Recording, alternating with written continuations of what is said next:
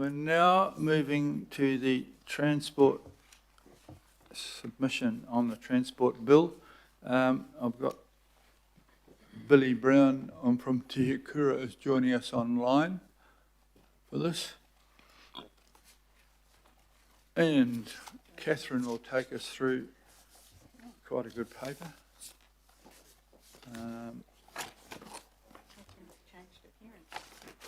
Catherine has, yes, not Catherine. We've now moved up in the world and we have two people I'm sure you'll recognise. Seems like only yesterday, Megan. It does. I do apologise for appearing before you again, but I do promise I don't have any PowerPoints, if that's helpful. So, look, this is, there are a couple of reports that are related, but the first one relates to the submission on the bill that gives effect to the transport reform that we've been talking about for the last wee while, and that the bill came out about early September, and we've had a couple of workshops with you on it. What we are proposing today is to get a delegation to complete the submission. Since the report has been written, the Select Committee has set a date of the 9th of November for close of submissions. We didn't know when that was going to be, of course, so the recommendation remains to get a delegation from the Mayor, the Deputy Mayor, the Chair and Deputy Chair of the Transport Infrastructure and Resilience Committee, and also a member of Hokura, to complete and sign the submission. We are still aiming for 10th of October. That is obviously just prior to the local government elections. So that's the time frame. So the next couple of weeks we propose to complete the submission, and with that signatory team. The report sets out a table, is probably the most useful part of the report, which sets out our positions, our proposed positions on the matters. And so we would like to open it now up for questions and to get your confirmation really of those positions and or any other changes you make so that we can progress the submission on that basis. Thanks, Chair. Happy to take any questions. Oh, well, I'll open up in the absence of others.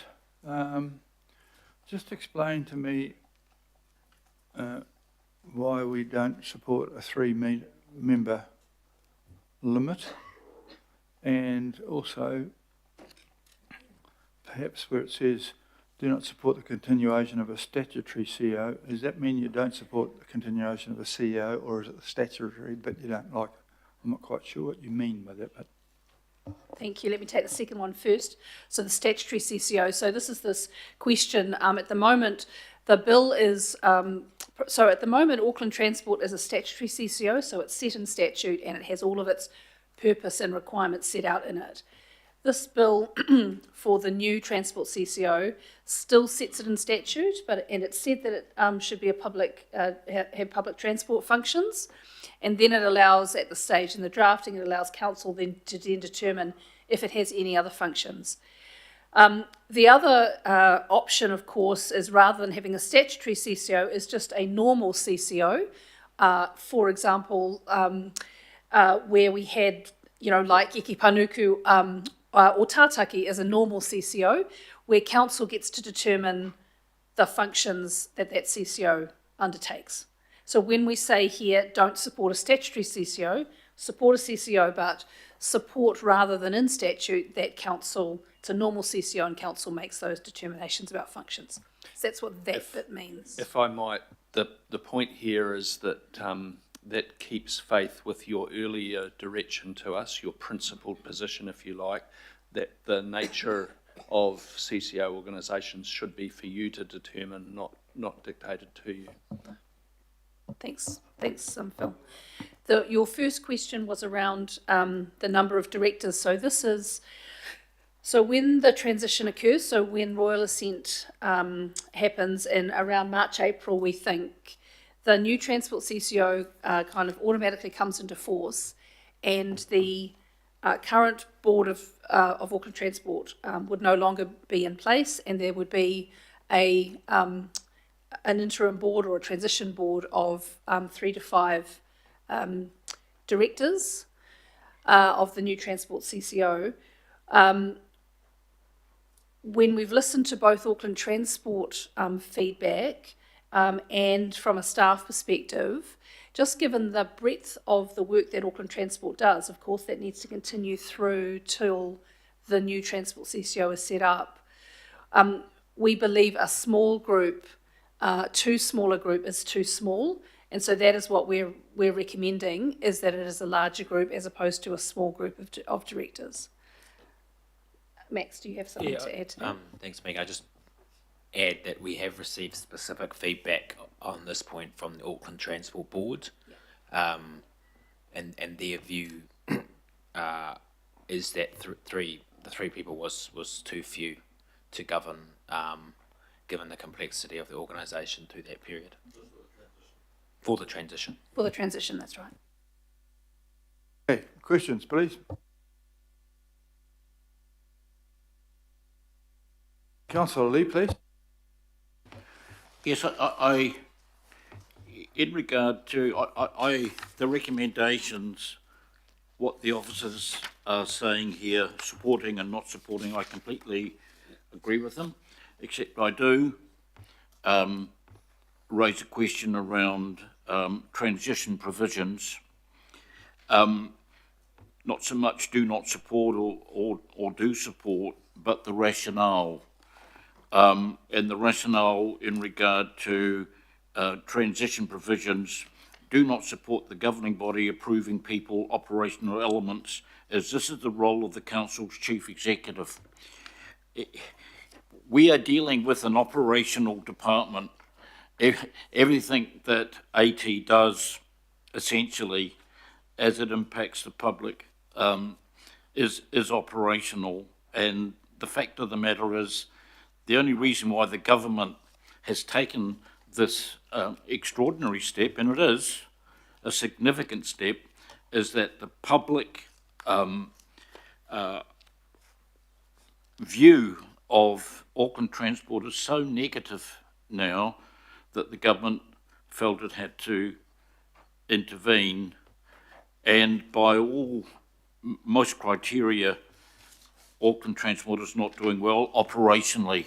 And so it would be helpful, and I'm sure this is likely to happen anyway, that the dogma of if it's operational, it's got nothing to do with politicians, that is complete nonsense, with all due respect.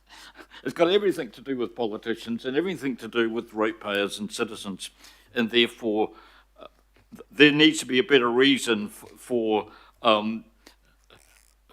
justifying this position, because if we don't get operationally interested and involved, we'll be on the same trajectory as failure that has led the government to intervene with AT. So I'll just make that point, and I see the Mayor nodding, and I'm sure the Chief Executive understands it. We have to make this work. The onus is now on us. There can be no more complaints or outrage or blame of AT from now on. It's down to us, and we have to perform, and that means we all have to get more interested operationally and lift our game. There's no rule in any law about operational versus governance and blah, blah, blah, even though people act that way. I'll just make that point. Thank you. Councillor Lee and others, I just want to clarify, I don't think we're in disagreement here. I'm very respectful of councillors' interest and role here. I think the distinction, and I didn't write the detail here, I think the scope, the function, the role, if you like, even the sort of high-level organisation design is, I believe, absolutely territory for us to discuss and agree, and for you to make some decisions around. I think the point that might be being made here is, at that next level of detail, who's reporting to who, how's it configured internally, and such like, that does obviously move a little bit more into our territory as officers. But trust me, there's nothing kind of disrespectful of your role and your interest in this in terms of the broader organisation design. Councillor Williamson, please. Yeah, look, it's probably worth just telling the council laws that the directors of the Auckland Transport have really taken seriously what is going to happen and have put a lot of thought into trying to highlight what some of the risks around the transition may look like and how they will be managed. When you are moving anything, I can tell you I go back to the old days of NAC being merged into Air New Zealand and the chaos that occurred for nearly 2 years of mixing two cultures and two different workforces and so on, or moving the traffic service into the police department. There will always be disruptions and there'll always be risks of you losing your ability to provide sort of business as usual or normal service. But I am absolutely guaranteeing the councillors here today that I don't think there is anybody on that board who are doing anything other than saying, we now know what's going to happen, we've got a clear steer from the legislation, and we just want to make sure we do everything we can to minimise any disruption to service while the transition occurs and the whole operation that comes back into here beds in comfortably and carries on running as smoothly as possible. Thank you for that. Councillor Darby. Thank you, and thank you, Councillor Williamson. Yes, the board took this very seriously in a constructive way. It is very clear on the political direction, and the board is actually wanting to make this work in line with the political direction. And I want to make that clear to you, Mayor, and all the councillors. The board is absolutely adamant. They see the political direction, and then there is a position paper outlining some of the risks, just as our own staff have identified some of the risks and necessary changes.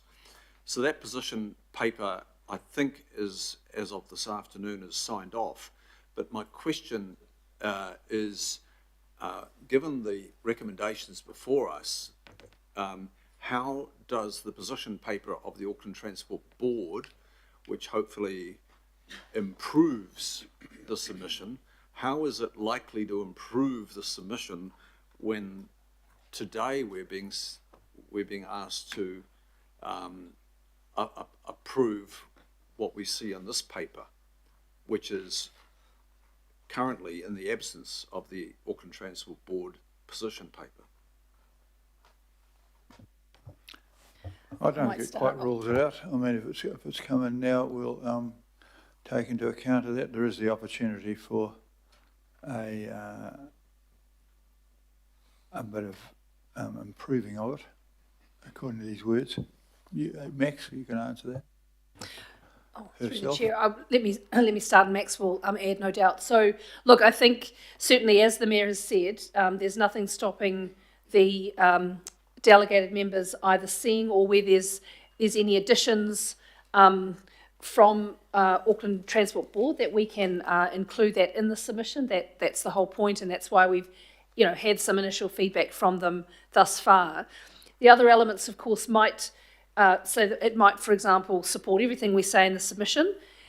There can be things that we can do that the board is recommending to us through this transition, regardless of what the bill says. And so we will pick those up. And I think Councillor Williamson and some of the risks that he has suggested, these are things that will continue regardless of what the submission says. So there's two elements: one, submission, but also just in the way that we do the work now for the next 12 months or so. Max. No, thanks, Megan. I just wanted to add that I think so some of the risks raised by Auckland Transport are, of course, risks that we had identified and are reflected already in the positions that we're seeking. For example, around more flexibility for the local in terms of local board decision making, and more flexibility around and more specificity, I should say, around the public the definition of public transport and the allocation responsibilities about that. So the useful work the AT board has done will add additional emphasis to some of the points already made, and there'll be other points that we might need to pick up on. But I think I suppose what you're being asked to do today is approve the kind of core position, and there's flexibility for the delegated parties and for staff to reflect these more nuanced points in the submission. Look, thank you for that, Max. Look, Councillor Williams and I are privy to the position paper, and it's just having legal eyes run over it, I think, right now, this afternoon, before it comes to council. I appreciate that. It's actually quite a comprehensive submission. It's a 14-page submission to the council.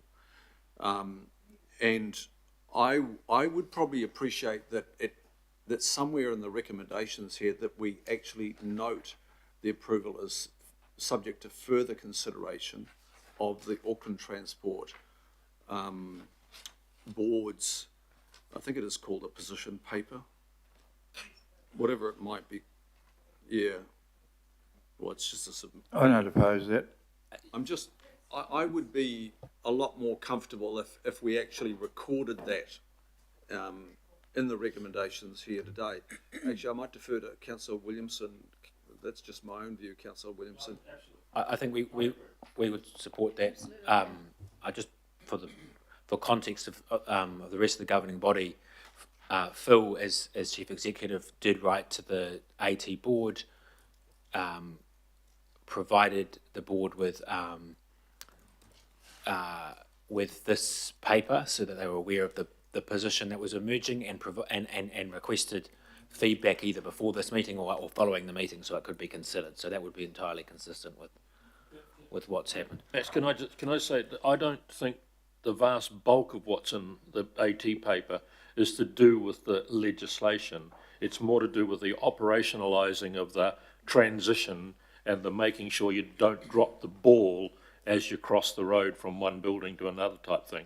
And that's not a legislative type issue that you need to put submissions on. It's more to do with keeping your eyes firmly on how is the transition being done and what are the risks of something going wrong if it doesn't stay embedded in its old location. I agree, Councillor. The key point for the submission is just around preserving the flexibility for us to make those decisions when. Just to round that off then, Mayor, and I think you're willing, I don't want to wordsmith from my chair. Megan, I'm wondering if you could just add something that's happening right now. Thank you. We're just picking up on your point and incorporating it along the lines of that we note the upcoming submission of AT on this issue, and it will be taken into consideration. Is that okay? Something along those words. I know that I can hear the rumbling of fingers beside me.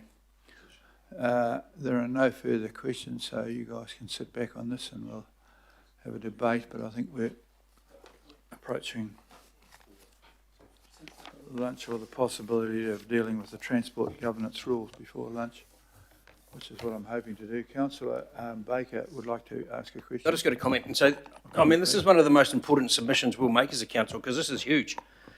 Auckland Transport were created by statute for a reason, and this is a massively important submission for Auckland Council, and because it is bringing back something that was deemed to be absolutely vital back into council. And so the risk for us is that we end up with something that is worse than exists now and worse than existed prior to the start of Auckland Council. And if that occurs, that is on us because we haven't got it right. And I listened really carefully to the previous Minister of Transport when he talked about this in the first instance. And yes, we've talked about Auckland Transport and the way in which they operated and the loss of public, I guess, trust and respect. The other thing that he talked about a lot was improving political accountability. And because I think he recognises that this council has continually given direction to Auckland Transport. They have carried that out, and when it hasn't been carried out to our satisfaction, we have gone out and bagged Auckland Council quite hard because of the thing that has become a little bit publicly, I guess, challenging, because they're doing what we have said for them to do. And so that political accountability brings that back to us, and it brings it back to, in some way, local boards. The incredibly important part of all of this work is the delegations back to Auckland Transport, because Auckland Transport, the transport network is more than strips of black tarmac, and it is more than public transport. It is, through our roading networks, we have all of the underground lifeline utilities operating underneath our black tarmac. That's the road in which they're the roads where we have water, we have fibre, we have power, we have everything running through.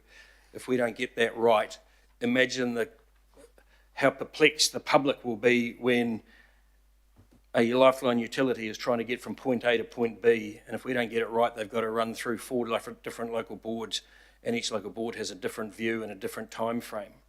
So there's a huge amount of complexity in all of this, and we have to get it right. It is the most important submission I believe we have made to legislation this term, and because the public of Auckland touch something that Auckland Transport are currently responsible for more than they touch anything else that council provides. If they leave their house, they are touching something that currently Auckland Transport provides, and that soon Auckland Council will have some play in. And so we've got to make sure that what we do is absolutely well thought out. And I agree with what Chris and Morris have said.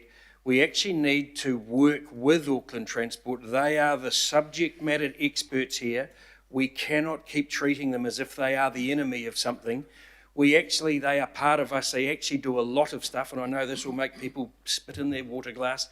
They actually do a lot of stuff very, very well. And we need to take that information and we need to work with it, because again, if we don't, and if we keep just saying to them, no, you're wrong and you're poor, we will fail, and that is on us. And that is what the Minister was talking about in terms of political accountability. It brings it back to us. And so delegations back to the Auckland Transport, CCO, whatever it's called, and importantly, what goes back to the local boards.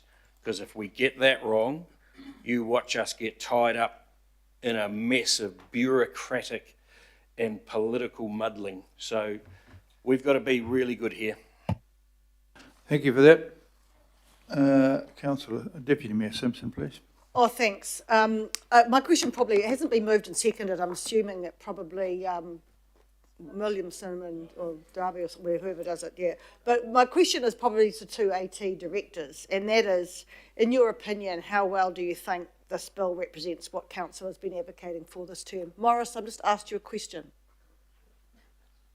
So I just said, how, as a board member of Auckland Transport, how well do you think this reflects what we've been asking for this term? Politically. Staff aside, politically. Yeah, politically, what I found quite refreshing, and Councillor Darby can have a different view, but I found really refreshing that they saw the legislation, basically said, that's it, that's where we're going. Now to what we do to make sure we cooperate. How do we make sure we make available? There are going to be some risks like losing good staff because they might be getting spooked and say, I'm out of here and go, which we don't want to happen. There are some risks around 21 different sets of rules for 21 local boards. That might be a real shambles with, so we're trying to identify those and then put some suggestions together about mitigations and so on. But look, I actually thought there'd be a lot more pushback, and there hasn't been. It's been quite refreshing that every one of the board members has worked actively to say, what do we do to try to make sure that this transition being imposed upon us by legislation will work properly? Thank you very much for that. Councillor Hills has a question. Sorry, I'm a bit confused. I thought we were in comments. Oh, we are. Sorry, mine was We're commenting. a political comment. something to with a say. question- I'm having with a trouble. question involved. All right. I'm losing the ability to separate comments from questions. Yeah, that's why I didn't ask for a question. No, I mean, good direction. It is what we've asked for many years. And look, I support the direction because it is D-Day for elected members. So for years, I've seen elected members throw AT under the bus when very well, most of the time, it is.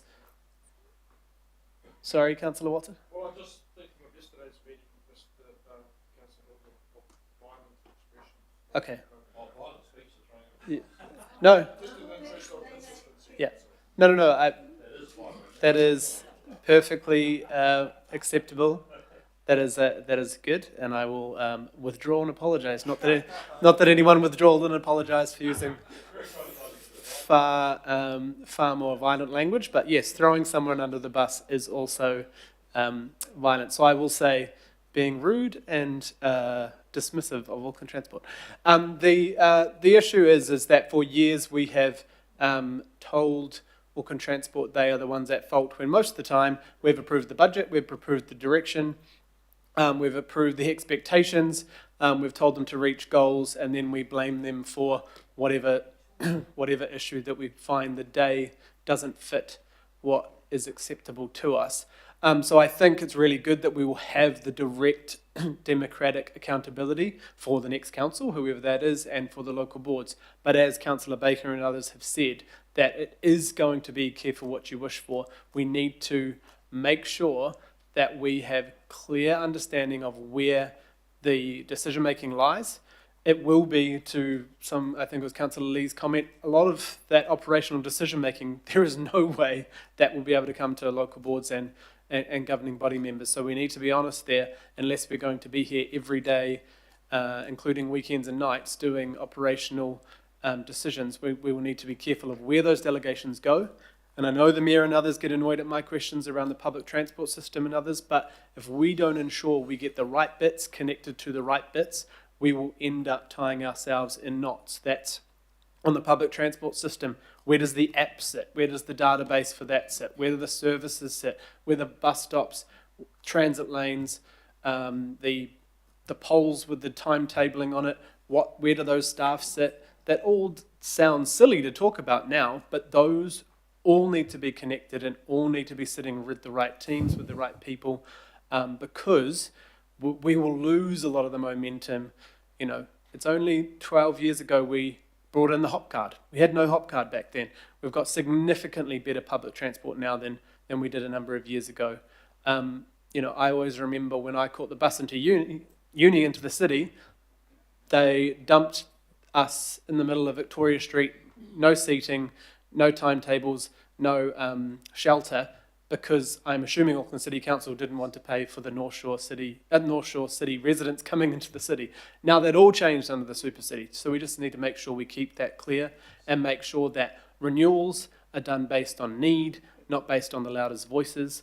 So it will be very interesting, but I think very important that we get this right. And this submission, I hope, means the government will not make it too defined. We need the delegations to be open to us, not defined by the government, because they don't understand how the system works or how the local boards work, to be honest. So I think that we need to be in charge of how that works, and they need to give us open options. So through our submission, we need to be clear to the government, please leave it up to us to decide how this works and how it will be the best for Aucklanders. Thank you. Thank you very much, but we are actually leaving public transport behind with them. But thank you all the same. Councillor Fuli. Yeah, kia ora, following on from that, and you stole my tagline of be careful what you wish for.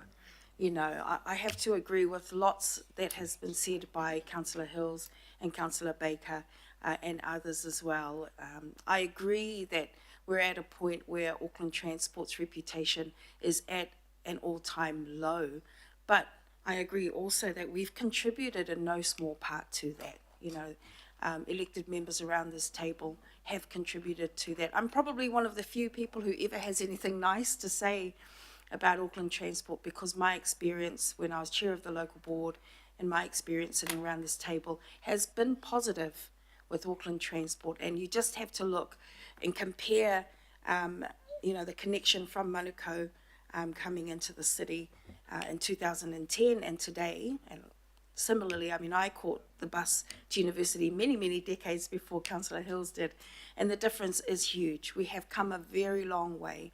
And that, I do have to commend Auckland Transport for the huge work that they've done there. But we are where we are, and we do need to get it right. So I'm very supportive of this submission of the resolution, and just being mindful too that this is just the start. Once this resolution goes through and once everything is set up, it's really just the start of the work. There is a mammoth task ahead of us to get this right.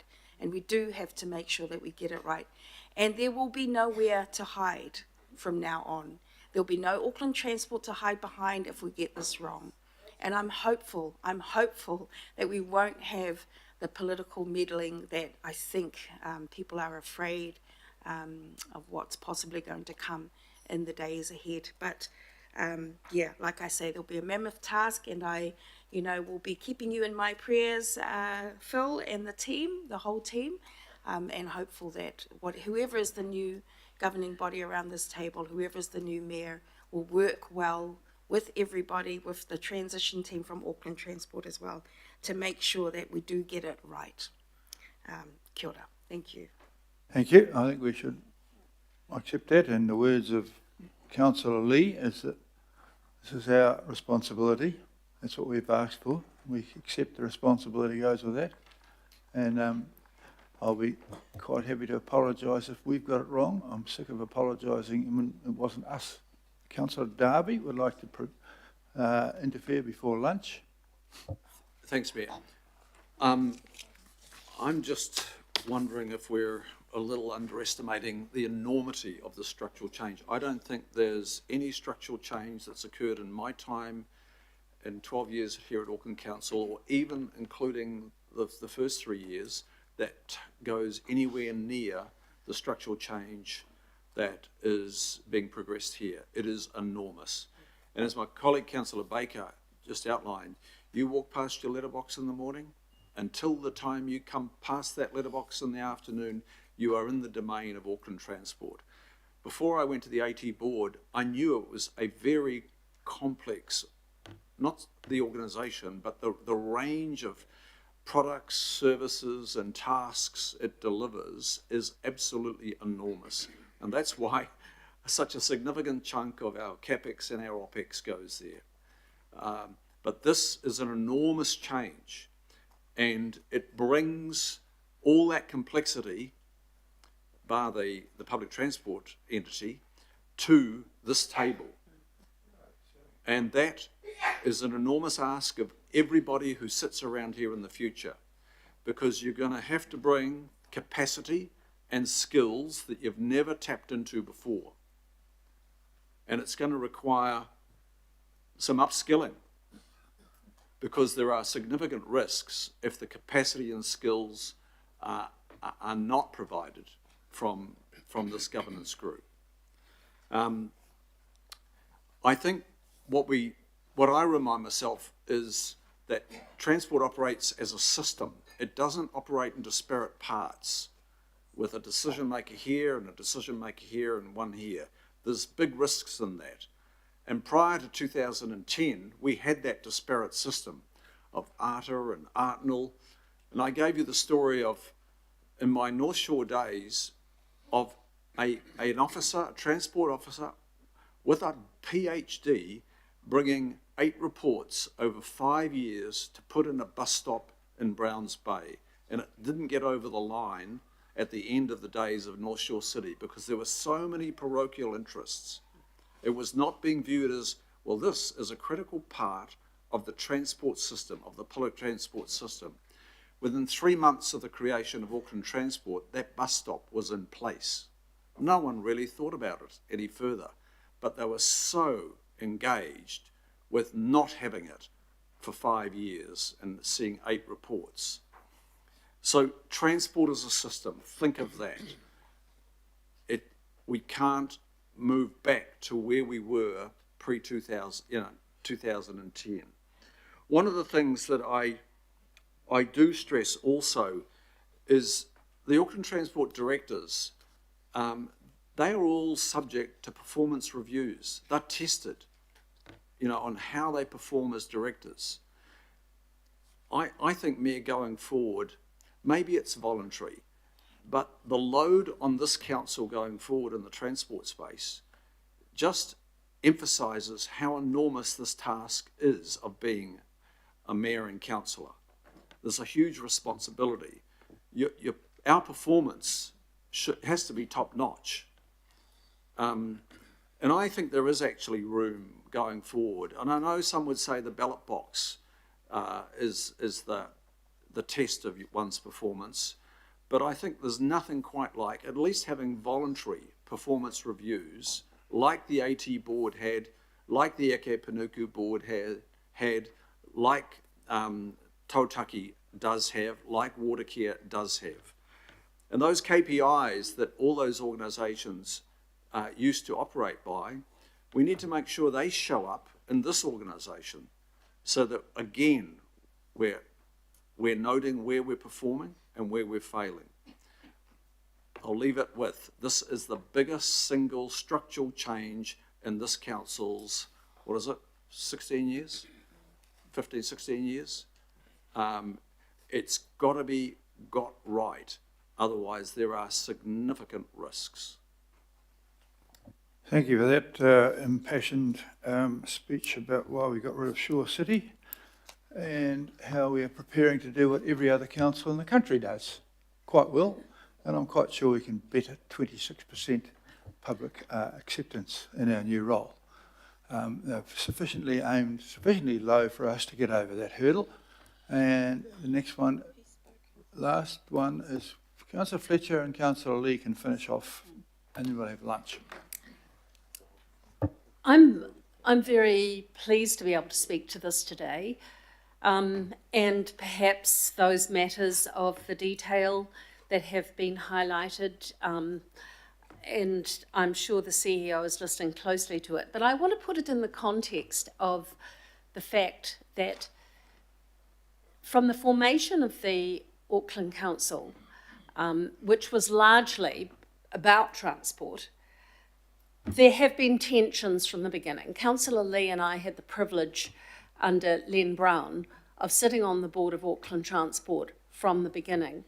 And it became very clear to us, I think I speak on behalf of both of us, early on, that there really wasn't an understanding of the scale of work that was required from Auckland Transport. And in addition to that, there were all sorts of other areas that we are individually going back to ministers and trying to get amendments on.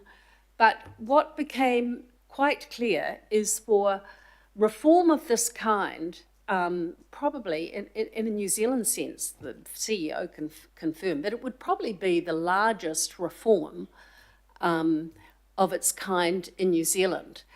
And there were those, and I know that Len Brown and I know myself, there were letters that were sent from the then chair of Auckland Transport, myself, others, to the key government to say, on a reform of this scale, it would be timely to do a review. But because amalgamation had been so highly controversial, nobody wanted to touch it with a barge pole. So there wasn't the comprehensive review that you would normally do with a really big restructure. So all of the changes we've had have been piecemeal. And I don't think the council has probably, from the beginning, given sufficient time. You know, we've had tools in the toolbox that we could have used. There's been fragmentation and governance. And so some of us have been agitating for some time to see this reform. Now, I'm not going to pretend that it's easy, but I do think the clearer accountability that we will get out of this is going to be something that the public of Auckland will welcome. And I want to say I'm disappointed that successive governments have been unwilling to pick up that major consideration of the reforms that the Auckland Council, in terms of the creation of the Auckland Council, have created for us. So, we'll continue to go back when we, the RAFA legislation, which we've been arguing for since 2015, or anything else that you can think of, that we go back in a piecemeal way. I welcome this today. I do not underestimate the enormous amount of work that it's going to undertake. I think it's going to perhaps reopen those discussions around whether we have too many local boards or too few. I don't know. I'm not going to make a speculation on that. But in terms of those boundary issues, geographical boundary issues and consistencies across boards, all of these are going to come to the fore. But what I will say is we will have the benefit of having in our CEO someone who has been with this organisation from day one, who has heard these arguments from day one, who has the skill set and the staff to actually be aware of what is coming. And the confidence that he gave us at earlier meetings when we made the decision to do this is what gives me the confidence in saying this is long overdue. So I really welcome it. Thank you. Thanks for that. And finally, Councillor Lee. I'll be brief, Mr Mayor. I'd acknowledge your role in achieving these changes. That is only fair. And I agree with most of what I've heard around the room today. I think we're all aware of the challenge and the risk of failure, and I think we're all determined that we will not fail, we will succeed. In that, I think we have to understand that culture in an organisation is probably even more important than the structure. Councillor Darby talked about board performance reviews and the merit of those, and fair enough, but we have to also acknowledge that the boards really and the organisation essentially failed. They were given 15 years and enormous amounts of money, ratepayers' money, and did not succeed really. And so we have to learn from that. In terms of future success, we don't. I think it's important not to overthink it. In terms of templates, it's not a total mystery. We could look at Greater Wellington Regional Council as one template. We could probably be better off actually also looking very closely at Transport for Queensland. These are models that should assist us in setting up a new structure. Our most important ally, I think, actually, is the public. And in terms of AT, one of their failings, I think, are not taking the public view seriously enough. And in terms of culture, I can share with you an anecdote from the early days of AT. When it was set up, almost immediately the directors thought of it almost as a private company, and not as a public service entity. And they didn't really appreciate how unique and unusual AT was in the New Zealand local government setup. The chief executive of Auckland Council at the time, the founding chief executive, asked to come to a confidential part of the AT board meeting, and it was discussed earnestly by the directors, and one of the directors said, well, I think it's inappropriate for him to even ask that. I did point out the guy was the boss, really, in effect, but anyway, he wasn't given permission to come to that, to share that part of the meeting, and that's part of the culture I think we need to learn from. We need to learn from AT's mistakes. AT has certainly got a massive amount of technology and understanding, but it's important in setting up a new organisation or organisations that we don't import inadvertently import the culture that failed this time round, and look for fresh talent from maybe across the Tasman, because there's a limited talent pool available to us. So I think that it's a big challenge. I think we can achieve it, but if we work closely with the public and include the public and use a special consultative procedure and listen to the people who have ideas, including even bus drivers, I think that we can succeed. So thank you once again. It's probably the most important thing that's happened in the super city since its establishment. So a great opportunity. Thank you. Thank you. Thank you, sir. All those in favour, please say aye. Contrary, carried. We'll break until 1:30 and a bit, 1:30, and then we'll resume. Thank you very much for your attendance. Apparently there is some lunch somewhere.